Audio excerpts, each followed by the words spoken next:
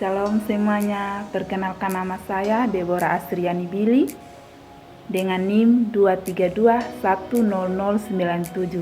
Saya mahasiswa dari Universitas Kristen Artawacana, Fakultas Teologi, Prodi Teologi Agama Kristen. Tujuan saya membuat video ini adalah memenuhi tugas bahasa Indonesia dengan membawa materi tentang diksi. Baik, kita akan masuk dalam pembahasan. Pembahasan yang pertama yaitu pengertian diksi. Pengertian diksi. Diksi adalah pemilihan kata yang tepat untuk menyampaikan sesuatu. Pemilihan kata sangat penting baik dalam penulisan maupun komunikasi sehari-hari. Untuk memilih kata yang benar dalam menyampaikan maksud, kamus menjadi panduan yang tak terhindarkan karena memberikan makna kata yang tepat. Menurut KBBI, diksi adalah pemilihan kata yang sesuai dan tepat dalam penggunaannya untuk mengungkapkan ide atau gagasan, sehingga menghasilkan efek yang diinginkan. Diksi juga termasuk gaya bahasa yang memberikan keindahan dan makna yang sesuai dalam sebuah karya tulis atau percakapan. Pemilihan kata yang tepat dapat membuat tulisan lebih indah dan bermakna sesuai dengan pesan yang ingin disampaikan. Kita akan masuk dalam pembahasannya yang kedua, yaitu penggunaan diksi. Yang pertama, ragam formal. Diksi dalam ragam formal seperti karya ilmiah, laporan resmi, atau surat dinas memerlukan kata-kata yang baku dan netral. Bahasa yang digunakan harus jelas, lugas, dan bebas dari kesalahan interpretasi. Contohnya, penelitian ini dilakukan untuk menganalisis dampak ekonomi global terhadap industri lokal. Yang kedua, ragam informal.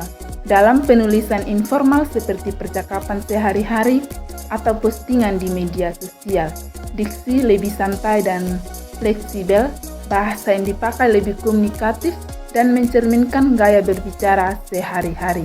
Contohnya, besok kita ketemuan di kafe buat ngobrol santai ya. Bagian yang ketiga, ragam sastra. Dalam karya sastra seperti puisi atau cerpen, diksi digunakan untuk membangkitkan emosi, memperindah gaya bahasa, dan memperkuat kesan estetis. Contohnya, senja memeluk cakrawala dengan warna jingga yang perlahan memudar. Kita akan masuk pembahasan yang berikut, yaitu fungsi dari diksi. Yang pertama, melambangkan gagasan yang diekspresikan secara verbal. Yang kedua, menciptakan komunikasi yang baik dan benar. Yang ketiga, menciptakan suasana yang tepat. Yang keempat, mencegah perbedaan penafsiran. Yang kelima, mencegah salah pemahaman. Yang keenam, mengefektifkan pencapaian target komunikasi. Kita akan masuk pembahasan yang berikut dari jenis diksi. Jenis diksi yang pertama yaitu denotasi. Denotasi adalah makna dasar yang melekat pada satu kata yang menunjukkan konsep, referensi, atau ide tertentu. Denotasi juga merupakan definisi utama satu kata menurut kamus, berbeda dengan konotasi yang menyertakan makna tambahan. Secara sederhana, denotasi mengacu pada arti kata, literal atau sebenarnya. Contoh dari diksi denotasi yaitu sapi itu sedang makan rumput di padang. Makna denotatif dari kalimat tersebut adalah sapi sebagai hewan ternak sedang memakan rumput di sebuah padang, sesuai dengan arti sebenarnya dari kata sapi, makan, dan rumput. Kita akan masuk yang kedua, yaitu konotasi. Konotasi adalah makna tambahan yang bersifat emosional atau imajinatif. Di luar arti kata yang sebenarnya, konotasi mengacu pada makna kiasan atau kesan yang ditimbulkan oleh sebuah kata, selain dari definisi literalnya.